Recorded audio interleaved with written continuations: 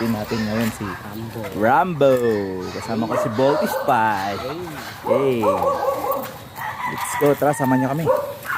Yun guys, isushoot na natin yung bagong aso ni Sir Byron na si Rambo. Tingnan nyo naman po yung markings ng husky niya guys, napakagwapo. Direct import po yun galing Thailand. Yan parang husky po yung markings niya guys. And then napakakapal po yung balahibo niya. Yun sa mga gusto mag-upgrade yan ng ng kanilang chihuahua. Andirito po ito sa sa bayan ng Lawak dito sa Valderas compound, dito po sa bahay ni Sir Brian Valderas, dito po sa bahay po ni Mayor.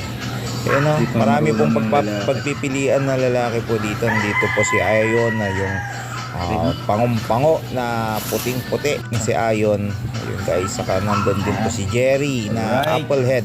Sobrang liit na lalaki ni Sir